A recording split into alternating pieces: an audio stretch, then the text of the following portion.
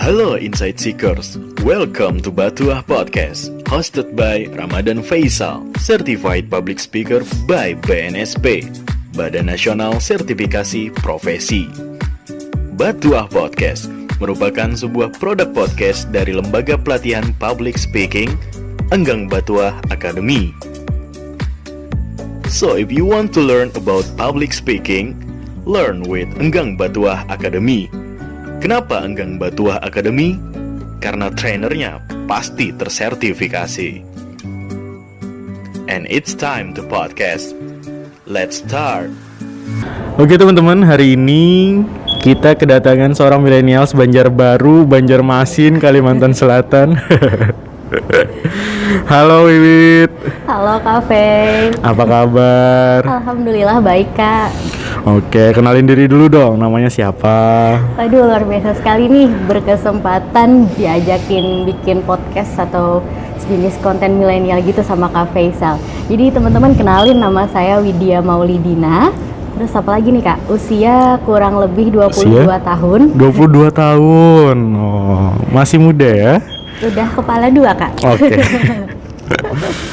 Ngomongin background pendidikan, SMA di mana dulu? SMA Negeri 1 Banjarbaru. SMA Negeri 1 Banjarbaru, Semansa BJB. Iya Kak. Oke, kuliah? Kuliahnya di program studi Ilmu Keperawatan Fakultas Kedokteran Universitas Lambung Mangkurat Banjarbaru. Calon perawat berarti ya? Insya Allah, amin. Oke, buat teman-teman yang mau cari calon istri, enggak. Boleh. Enggak. Oke, perawat dari SMA perawat. Memang dari awal sejak SMA memang pengen jadi perawat atau gimana? Sebenarnya kalau dari SMA sih Kak pengennya jurusan sosial. Sosial. Ya maunya sih ngambil ilmu komunikasi. Tapi kata orang tua sih pengennya ada salah satu cucu dari kakek itu yang harus jadi anak kesehatan. Jadi dari kelas 2 SMA, kelas 1 semester 2 kan itu mau ngambil jurusan tuh IPA atau IPS. Jadi dari situ berusaha meyakinkan diri sendiri atas dasar keinginan orang tua bahwa harus mencintai dunia kedokteran. Jadi dari kelas 2 SMA itu Wiwit ikut semua lomba di Fakultas Kedokteran Unlam Banjarmasin. Dari lomba Olimpiade Medical Science Award, terus AFIMSA, terus lomba tim medis TBMCS kemarin, terus ngajakin teman-teman tuh yang mau ikut.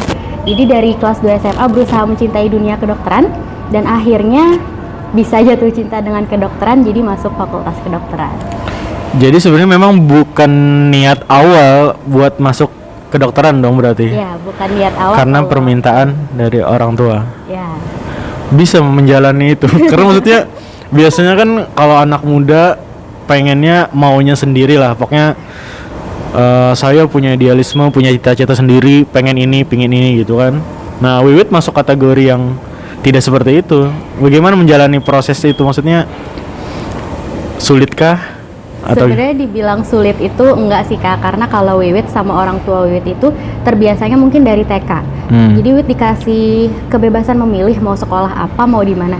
Tapi setiap Wiwit memilih memang selalu apa yang Wiwit pilih argumentasinya selalu kalah sama orang tua. Misalnya Wiwit pengen sekolah di A, terus orang tua Wiwit pengennya di B, dan kita breakdown tuh, dan Wiwit memang selalu kalah karena memang benar ternyata pilihan orang tua jauh lebih baik sih. Oke. Masuk kuliah tahun 2015. 2015. Oke, berarti angkatan 2015 ya? Iya Kak. Nah, ngomongin sekarang perawat udah selesai kuliah, terus kesibukan sekarang apa? Kalau selesai kuliah sih belum Kak, masih menunggu proses yudisium dan wisuda. Jadi belum resmi jadi sarjana keperawatan sih sebenarnya. Menunggu proses itu, jadi sekarang Wiwit lagi berkesibukan, alhamdulillah dapat kesempatan bekerja di Kota Banjarmasin jadi timnya wali kota gitu, tapi di bidang pariwisata. Jadi alhamdulillah pekerjaan sekarang privilege-nya lumayan sih Kak untuk sejauh ini. Ngurusin apa aja itu, Wit? Kalau sejauh ini masih fokus ke pariwisatanya Banjarmasin sih Kak. Jadi gimana caranya kita ngedress up pariwisata atau kampung-kampung yang ada di Banjarmasin biar lebih mengembangkan lah Kak, masyarakatnya lebih berdaya gitu. Berapa orang ini dalam satu tim itu? Kalau di tim Wiwit itu 10 orang Kak. Paling muda Wiwit di situ? Enggak sebenarnya. Ada yang kelahiran 98. Oh, berarti ada yang umur 20 21 lah ya. Ada kan. Yang paling senior umur berapa di tim itu? Senior kepala 3 alhamdulillah ada. Oh, berarti maksudnya lengkap aja lah ya dalam Iya. satu tim itu untuk mengepalai ini ide-ide tentang pariwisata Banjarmasin. Terus biasanya kan kalau di grup-grup, contoh yang kayak grup pariwisata itu biasanya ada panggilan-panggilan khusus buat teman-teman akrab gitu. Wiwit dipanggil apa di sana? Sudah seperti biasa Wit dipanggil Dede. Dede karena Nggak ngerti juga padahal Wit bukan yang paling muda tapi dipanggilnya Dede. Jadi semua orang kalau di Banjarmasin tuh hampir semuanya manggil Wiwit sekarang Dede, bukan Wiwit lagi. jadi panggilan Dede. Kalau di pertemanan yang lain dipanggil apa, Dede juga? Enggak, cuman di daerah sana aja dipanggilnya Dede. Kalau Oh. di daerah Banjarbaru, terus teman-teman Wit yang lain masih manggilnya Wiwit. Atau sekarang kalau orang-orang baru kenal manggilnya Widya. Teman SMA manggil juga Wiwit. Wiwit. Kuliah juga Wiwit ya. Ya, bukan Dede. Kalau ngomongin hobi nih, hobi Wiwit apa sih sebenarnya? Sebenarnya dari kecil Wit suka banget traveling, suka Traveling. jalan-jalan. Related nggak sama pekerjaan sekarang? Atau memang sebenarnya ada hobi lain yang travelingnya tuh nggak kayak gitu sebenarnya kayak gitu? Alhamdulillah sih related banget sih Kak. Jadi lumayan lah karena Wiwit suka jalan-jalan. Dari kecil sih mungkin karena Wiwit tuh besarnya di tengah kota Banjarbaru dan kayak tiap hari tuh ngelihatnya kantor, sekolah, bangunan-bangunan tinggi, jalan-jalan padat gitu Kak. Jadi sebenarnya seneng banget kalau ke kampung-kampung, ke desa, gunung atau pantai. Jadi kalau pekerjaan sekarang sih yang sementara waktu Wiwit jalani ini ke pariwisata dan memang ngurusinnya kampung-kampung, kearifan lokal dan gimana caranya memberdayakan masyarakat, itu sebenarnya seneng banget sih related sama hobinya Wiwit gitu. Saya lihat track record Wiwit juga sering ikut lomba kan, maksudnya apakah kayak dalam istilah karya tulis ilmiah juga bagian hobi dari Wiwit? Kalau karya tulis ilmiah hobi sih Kak, suka nulis dari SMP sebenarnya. Cuman terakhir kali banget Wit coba nulis novel itu SMP. Nah terus keskip karena banyaknya harus belajar, kerja kelompok, ujian nasional, sampai akhirnya masuk kuliah kenal sama karya tulis ilmiah. Coba deh di bagian ilmiah nulisnya gitu. Berarti awal banget nulis karya ilmiah SMP? Kalau karya ilmiahnya SMA kelas 3 sih Kak. SMA kelas 3 itu lomba apa itu waktu itu? Lomba bahasa Indonesia aja sih Kak, tingkat sekolah, kayak bikin karya tulis ilmiah pertama kali. Itu pertama kali banget. Iya. Terus dilanjut kuliah masih aktif juga ikut Ya, lomba-lomba? di semester 1 kalau nggak salah 3 bulan pertama kuliah ternyata ada lomba karya tulis nih, coba ikut dan gabung sama kakak kelas dulu, kakak kelas 2013 2014 jadi satu tim terus ikut lomba gitu Kak. Dari menulis karya tulis ilmiah, bisa sharing nggak sulitnya apa sih sebenarnya hal tersulit dalam menggodok sebuah karya tulis ilmiah bagi Wiwit? Kalau bagi Wiwit paling sulit itu bagian latar belakang. Latar belakang, Iya. kenapa tuh? Karena itu kan isinya kita harus breakdown tuh Kak, sebuah judul yang kita angkat benar-benar sebuah masalah atau enggak nih karya yang akan kita hasilkan. Kadang kebiasaan milenial atau mahasiswa ya Kak, udah dapat judul dikasih dosen gitu, atau kayak menentukan masalahnya tuh kadang belum terlalu kritis atau jangan-jangan itu benar-benar belum bisa jadi masalah gitu kan, kategori masalah. Jadi latar belakang tuh lumayan susah sih buat Wiwit. Terus tips dari Wiwit mensiasati kesulitan dalam menulis latar belakang itu apa? Ini mulai dari apa dulu nih kita berpikirnya? Kalau Wiwit sih biasanya nulis latar belakang itu pertama kita lihat masalah di lapangan. Terus kita coba cari studi literaturnya, entah karya tulis ilmiah yang sudah ada di lokasi tersebut yang memang membahas tentang hal-hal tersebut juga. Terus karya tulis ilmiah yang judulnya kurang lebih masalahnya tapi di lokasi yang lain. Jangan-jangan masalah yang kita angkat ini sudah ada solusinya. Nah, kalau memang sudah ada solusinya, kita coba cari tahu solusi yang sudah ada itu efektif atau enggak. Kalau memang belum efektif, berarti yang mau kita bikin ini kayak sambungan dari karya tulis ilmiah sebelumnya aja, biar nggak sia-sia gitu Kak bikin karyanya. Oh, jadi setidaknya kita punya ada literatur referensi lah ya sebelumnya yang bisa kita lanjutkan lagi ya gitu ya. Bener, Kak. Nah, terus lihat aktivitas Wiwit juga, aku lihat selain karya tulis ilmiah juga ikut kayak duta bahasa, terus ya duta apa genre ya kemarin ya, genre, terus ikut duta sasirangan juga. hal yang melatar belakangi Wiwit ikut itu apa dulu sebenarnya? Sebenarnya kalau orang-orang lihat ya Wiwit ikut duta genre, duta bahasa, duta sasirakan, jangan-jangan Wiwit gila selempang atau seneng di panggung. Sebenarnya tuh enggak Kak. Latar belakang yang benar-benar realnya itu ya karya tulis ilmiah. Jadi waktu tahun 2015-2016 itu Wiwit ikut lomba sampai tahap nasional sama kakak tingkat kan. Ini lomba apa nih? Lomba karya tulis ilmiah. Kemarin Ilmiki yang ngadain. Nah, jadi kemarin itu ada kendala finalnya itu di Pontianak, Kalimantan Barat.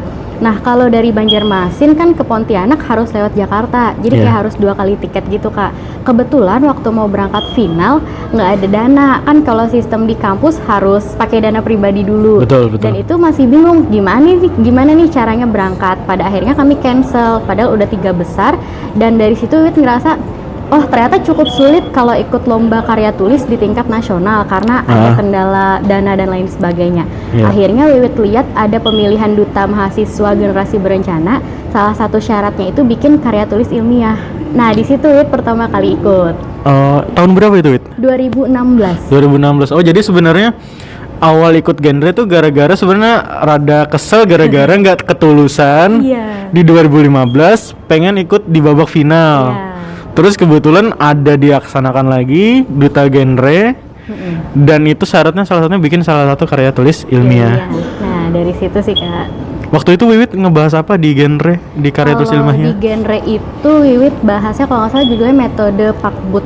Jadi itu tuh kayak sebuah metode holistik untuk kesehatan, tapi sasarannya itu anak-anak jalanan. Jadi gimana caranya kita membina anak-anak jalanan tapi dari berbagai sudut pandang kayak gitu Kak. Kalau di kesehatan kan holistik itu ada 5 kayak biologisnya kita cek, tanda-tanda vital, terus biologis, sosiologisnya gimana cara anak jalanan tersebut bersosialisasi, terus psikologisnya anak-anak tersebut kayak gimana, bio, psiko, sosio, kulturalnya, budaya anak-anak jalanan itu seperti apa, sama spiritual. Jadi lengkap dari 5 aspek holistik itu kita dampingi gimana anak jalanan tersebut bisa berdaya dan menjadi mandiri secara ekonomi kayak gitu sih Kak. Waktu itu kan terpilih nih jadi juara 1 ya provinsi, terus ke nasional juara? Ke nasional masih belum dapat sih Kak, tapi pasangan Wiwit kemarin Dayat dapat harapan 2. Oh ya, itu nasional ya. Alhamdulillah. Tapi selama menjadi duta genre waktu itu peranan apa sih, tanggung jawab apa sih yang Wiwit jalankan waktu itu? Kalau selama jadi duta genre tahun 2016 kemarin, alhamdulillah bisa cukup aktif bareng Dayat, pasangan Wiwit sebagai juara 1 di provinsi. Kami ikut turun serta ke desa-desa yang ternyata pada saat itu Kalimantan Selatan peringkat ketiga nih Kak, pernikahan dini tertinggi nasional. Peringkat ketiga? Iya. Artinya mereka menikah sebelum usia yang direkomendasikan? Sebelum usia 21 tahun Kak. Itu Kalimantan Selatan ya? Nomor 3. Waktu pada masa itu paling tingginya di Kabupaten Hulu Sungai Utara. Nah, pada saat itu kami sama Dayat berdua kan di Banjarmasin cukup aktif ke sekolah-sekolah, dari sekolah menengah atas, sekolah menengah pertama sampai ke SD juga kemarin sempet. Terus dari pendidikan formalnya sekolah-sekolah tuh. Terus kami juga ke anak jalanan kami dampingi. Terus kalau di Banjarbaru ikut juga tuh ke SMK Telkom, kemarin sempet ke SMA 2, terus sampai Kabupaten Banjar. Jadi selain HSU peringkat pertama, Kabupaten Banjar kemarin peringkat kedua di provinsi itu yang pernikahan dininya tertinggi. Kemarin ke daerah Cempaka, di situ banyak Kak. Bahkan kami juga rela nih berdua sampai ke Hulu Sungai Utaranya langsung kami turun. Ternyata di sana itu jadi tinggi, mindsetnya tuh masih ke spiritualnya sih kuat Kak.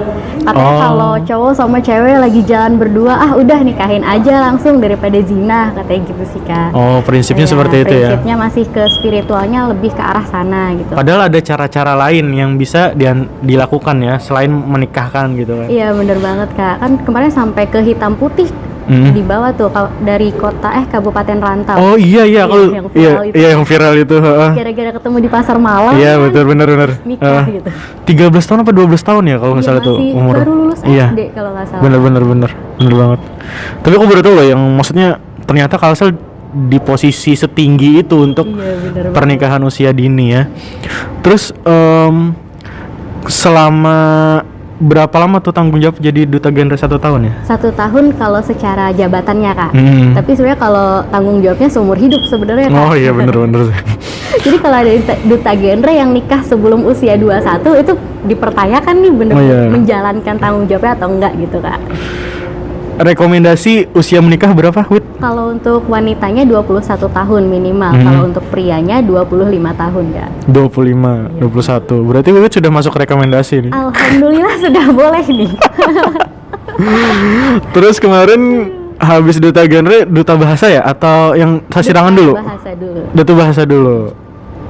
Kenapa ikut lagi? Karena karya tulis ilmiah juga? Bener, karena karya tulis ilmiah juga salah satu syaratnya. Jadi kemarin 2017 sudah selesai masa jabatan di duta genre. Kayak, oh ternyata ada karya tulis ilmiah lagi nih, coba ikut di duta bahasa. Nah sama, selanjutnya duta sasirangan juga kemarin waktu zaman Wiwit 2017, syaratnya itu bikin karya tulis ilmiah gitu Kak. Jadi sebenarnya buat orang-orang di luar sana yang menganggap Wiwit gila panggung, sebenarnya tidak banget ya? Enggak banget sama sekali, malah sebenarnya Wiwit tuh malu Kak kalau pakai selempang kemana-mana. Jadi sebenarnya bila kalau tampil gitu, pasti Wiwit tuh selempangnya seperlunya aja sebenarnya, tapi lebih mementingkan ini kita bisa apa kayak gitu. Pun kalau Wiwit tidak berkontribusi, kadang Wiwit tuh kayak malu. Misalnya kayak di duta bahasa nggak terlalu banyak tuh kontribusinya ya, Wiwit nggak terlalu show up. Oh Wiwit duta bahasa tuh nggak banget. Gitu. Ngomongin Wiwit nih ya, SMA, IPA, keperawatan, terus kerja untuk pariwisata, ikut duta genre, duta bahasa. Wiwit sebenarnya cita-citanya apa sih, Wit? Kayak banyak banget. Iya, maksudnya nggak ada yang satu track record ya. Kalau kita tarik satu garis besar ya karya tulis ilmiah. Cuman maksudnya dari segala hal yang sudah dijalani, sebenarnya cita-cita Wiwit apa sih? Sebenarnya karena Wiwit masuk di keperawatan ya Kak ya, awalnya mau dokter umum tuh, tapi ternyata takdir Allah lebih mengamanahkan Wiwit untuk jadi perawat. Jadi sebenarnya kalau ditanya cita-cita, Wiwit mau jadi perawat. Cuman yang Wiwit tahu, perawat itu saya kayak ada acara TV, adanya dokter tit gitu ya kayak acaranya atau programnya kesehatan tuh rata-rata didahului oleh dokter. Nah maunya Wiwit sih mudah-mudahan bisa terlaksana, tercapai mungkin beberapa tahun ke depan punya program TV atau acara TV yang nurse apa gitu, yang lebih highlightnya tuh perawat, karena sekarang kan perawat sebuah profesi mandiri, jadi nggak lagi yang harus gabung sama profesi lain gitu Kak. Udah itu sih Kak. Pengennya maksudnya suara perawat juga didengar gitu ya? Iya, karena selama ini kan perawat tuh stigmanya agak kurang gitu ya kayak kalau dibandingin dengan profesi-profesi lain gitu. Iya betul. Jadi murni cita-citanya pengen perawat. Perawat Kak. Tapi tadi sempet awalnya pengen jadi dokter. Iya. Ternyata masuknya perawat. Itu waktu itu masih sedih dong. Iya bener. Sedih banget tuh udah nggak bisa. Gimana tuh waktu itu? Jadi akhirnya bisa mengikhlaskan. Jadi itu 2015 sih Kak. Sebenarnya mungkin memang takdirnya Wiwit di perawat, tapi dari situ Wiwit tahu bahwa ternyata sepinter-pinternya kita, setinggi-tingginya nilai yang kita miliki, nilai raport, nilai IPK, nilai apapun itu belum tentu kita bisa, ya semua orang tahu lah, belum tentu bisa sesuai jalur masuk gitu ya Kak ya. Jadi kebetulan dari situ dapat pelajaran banget bahwa oh ternyata yang dibutuhkan bukan cuma nilai yang ada di atas kertas, dan nilai di atas kertas pun tidak menjamin kita akan sukses. Jadi dari situ belajar memperkaya skill interpersonal dan skill-skill lainnya selain nilai-nilai yang ada di atas kertas. Dan gimana caranya Wiwit kuat waktu itu sih sebenarnya nggak bisa kuat juga. Jadi pada 2015 itu pengumuman SBMPTN nggak lulus ya, 3 bulan tuh Wiwit nggak keluar kamar tuh, nangis banget tiap hari. 3 bulan? Iya bener, sampai itu lebaran Wiwit nggak ikut silaturahmi tuh, sampai setertekan itu. Sesedih itu, karena kayak penyebab Wiwit untuk tidak masuk dokter umum itu bukan penyebab yang bisa Wiwit upayakan dengan maksimal lagi. Kayak udahlah ya udah nggak apa-apa gitu. Sampai akhirnya di situ Wiwit belajar sih mencari plan B lagi. Oh dokter umum nggak bisa, profesi apa nih yang relate tapi bisa Wiwit perjuangkan dan memang sesuai dengan potensi yang Wiwit miliki. Akhirnya perawat menjadi pilihan, dan dari situ udah ikhlas. Oke, Wiwit pilih perawat, tapi plan Wiwit jadi perawat ini gimana? Nah, jadi pada saat itu Wiwit putuskan kalau jadi dokter, Wiwit akan benar-benar belajar jadi dokter yang baik. Tapi kalau memang takdirnya jadi perawat, Wiwit coba untuk punya personal branding yang baik dulu. Jadi sisanya, oh perawatnya ini perawat yang baik gitu. Nggak lagi perawat yang ya waktu zaman maba kan sering banyak banget istilah perawat itu pembantu dokter, terus perawat itu cuman apa yang disuruh-suruh dokter aja. Nah itu sih sebenarnya tidak mau ada di diri Wiwit. Jadi Wiwit usahakan personal brandingnya bagus dan memang orang-orang bisa menghargai Wiwit saat Wiwit menjadi perawat nanti gitu. Oke. Terus dalam Wiwit sebenarnya tipe orang yang untuk mengerjakan sesuatu itu harus terencana kah atau memang ya udah ngalir aja gitu, apa yang hari ini bisa dikerjakan ya hari ini, apa memang harus benar-benar terplanning 1 tahun ke depan aku harus kayak gini, 2 tahun ke depan aku harus kayak gini, apa kayak gitu atau gimana? Kalau Wiwit biasanya terencana sih Kak, karena dibiasakan dari orang tua, kayak misalnya baru lulus belum lulus SD masih 2-3 tahun udah ditanyain nanti SMP-nya mau SMP mana, nanti kalau mau SMP ini nilainya harus segini nih standarnya gitu. Jadi pada saat SMA dan kedepannya udah mulai bisa bikin keputusan sendiri. Jadi mungkin kebiasaan itu terbawa aja gitu Kak. Jadi pada akhirnya 5 tahun ke depan Wiwit harus bikin checklist nih, udah tercapai belum? Udah tercapai. Terus kalau udah tercapai mikir lagi mau apa nih 5 tahun ke depan. Dan sebenarnya pertama kali banget bikin dream record itu waktu zaman 2014 atau 2013. Itu si Alip Pocong tuh Kak, Wiwit lihat postingannya di websitenya, di blognya. Dia diajarin tuh cara bikin dream list gitu. Jadi kata dia kita bikin di kertas biasa aja, di checklist 3 tahun ke depan aku akan menjadi dokter misalnya. Tapi nggak cuma sampai situ dream listnya, kalimatnya tuh 3 tahun ke depan aku akan menjadi dokter, atau yang lebih baik dari itu. Jadi setiap dreamnya kita itu diakhiri ada dengan plan B-nya. Iya, atau yang lebih baik dari itu. Karena kita cuma bisa merencanakan nih, keputusan di tangan Allah. Jadi kalau memang dokter itu tidak jadi milik kita, berarti yang jadi milik kita sekarang adalah yang lebih baik dari itu. Oke, dalam waktu dekat apa target Wiwit yang mau diselesaikan? Dalam waktu dekat, karena ini 2020 masih bulan Maret, jadi insya Allah kurang lebih 6 bulan ke depan. Mudah-mudahan sesuai rencana Allah juga maunya lulus sarjana keperawatan. Dan kalau memang ada baiknya, gue sedang mempersiapkan untuk menjadi seorang istri dan ibu yang baik. Meskipun jodohnya masih belum tahu siapa. Oke, buat teman-teman di luar sana ya. 22 tahun, calon perawat. Astagfirullah. Pinter. Terus apa lagi? Ada lagi? Sih, terus lanjut profesi nurse kalau memang diizinkan. Tapi kalau memang jalannya lain, plan B Wiwit adalah tetap bekerja di tempat kerja Wiwit yang sekarang dengan membiayai kuliah Wiwit sendiri dan biaya hidup sendiri. Dan Wiwit mau ambil S2 sih Kak, S2 ilmu komunikasi. Jadi nanti mau concern ke komunikasi kesehatan. Jadi kalau memang profesi nurse-nya itu cukup sulit jalannya, Wiwit plan B-nya adalah ambil ilmu komunikasi kesehatan, dan dari jalan itu ya Wiwit juga punya potensi public speaking. Mungkin dari jalan itu Wiwit bisa memberdayakan teman-teman perawat Indonesia gitu sih Kak. Tuh insight seekers, bagus banget ya plannya, udah pengen nurse. Kalau misalnya nggak juga, plan B-nya adalah tadi ilmu komunikasi biar bisa komunikasi di bidang kesehatan ya. Luar biasa banget nih. Terus pertanyaan selanjutnya adalah Wiwit pernah gagal? Maksudnya dalam artian kegagalan apa yang paling membekas di Wiwit? Satu kegagalan yang paling membekas, terus menyikapinya gimana gitu? Oke, jadi kegagalan yang paling membekas itu mungkin 3 tahun terakhir sih Kak, dari 2000. 3 tahun terakhir? Ya, 2017, 18, 19 lah.